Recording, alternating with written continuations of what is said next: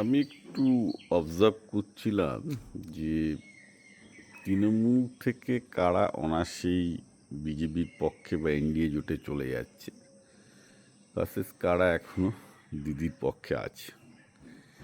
একটু চোখ বোলালেই দেখতে পাবেন যে যেসব নেতাদের মানে যারা অ্যাকচুয়াল পলিটিশিয়ান, অর্থাৎ পলিটিক্সটা যাদের পেশা এবং দীর্ঘদিন রাজনীতি করেছেন এবং একটা পলিটিক্যাল ফলোয়িং আছে, মাস বেস আছে, মানে একদম ল্যাম্পপোস্ট, দিদি তো ল্যাম্পপোস্ট পছন্দ করেন, একদম ল্যাম্পপোস্ট নন, যাদের সে নিজস্ব পরিচিতির একটা প্রসার আছে, তারা কিন্তু এফেক্টিভলি অরিজিনাল তৃণমূল অর্থাৎ দিদির পাশে থাকতে চাইছে, কিন্তু তাদের সংখ্যাটা তৃণমূলে অবভিয়াসলি মাইনরিটি।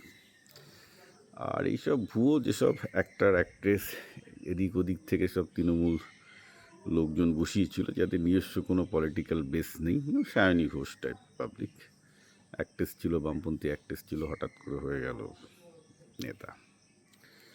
তো তাদের আমি দেখতে পাচ্ছি যে তারা অ্যাবসলিউটলি নৌকা চেঞ্জ করলেন। এটা খুব লজিক্যাল আমার কাছে, কারণ অবভিয়াসলি যারা পলিটিশিয়ান তারা তাদের দীর্ঘমেয়াদী ভবিষ্যতের কথা ভাবছেন, কারণ তারা যদি তাদের বেসটা একদম নষ্ট হয়ে যায়, যেটা রাঘব চাড্ডা করেছেন।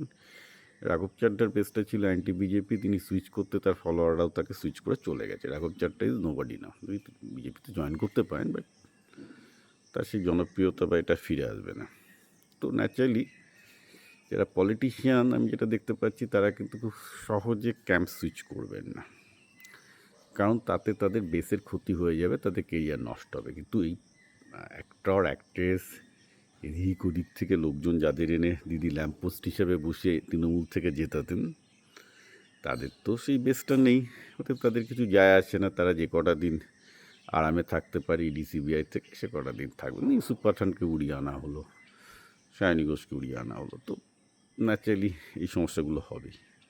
তো that is the lesson learned, যে এই কংগ্রেস এবং তৃণমূল এদের যে একটা বহু দীর্ঘদিনের কালচার আছে, যে অ্যাপলিটিক্যাল লোকজনকে এনে এমএলএ এমপি ইলেকশানে স্থানীয় নেতাদের ওপর বসিয়ে দেয়। এবার ধর্মের কল তো বাতাসে নড়বেই। আপনি যদি একটা এমন লোককে একটা লোকাল কনস্টিটিউন্সিতে বসিয়ে দিলেন যা সেখানে কোনো বেস নেই, যার একমাত্রই হচ্ছে অ্যাক্টার বা অন্য কিছু একটা প্রফেশন, তো ন্যাচারালি সে তো সবার আগে দল সুইচ করবে, কারণ তার তো ওই বেসটা তো তার আগেও ছিল না, এমনিতেও নেই। তো সে সবচেয়ে যেটা সুবিধাজনক জায়গা সেটাই ঠিক নেবে, তাই না? But I would say that destiny pays you by its own coin. Mamata Banerjee অনেক স্থানীয় নেতাদের চোখের জলের পাত্তা দেননি, তাদের উপরে এইসব নেতাগুলোকে বসিয়েছিলেন মাথার উপর থেকে, এবং এইটুকু তার মাথায় বুদ্ধি ছিল না যে যদি কালকে তিনি হেরে যান, যে তাহলে যাদেরকে তিনি এইভাবে জিতিয়ে আনছেন তারা ইমিডিয়েটলি চেঞ্জ করবে, কারণ তাদের ওই বেসের সাথে কোনো যোগাযোগই নেই। দে ডোন্ট কেয়ার, মানে টিপিক্যালি সায়নী ঘোষ টাইপের পাবলিক বা ইরফান পাঠান টাইপের পাবলিক। তো ঠিক আছে, আশা করি শিক্ষা নেওয়ার ওনার তো আর বয়স নেই, আর শিক্ষা উনি নেবেনও না জীবনে। তো আপাতত উনি পশ্চিমবঙ্গে 4 নাম্বারই থাকুন, তারপর বোঝা যাবে।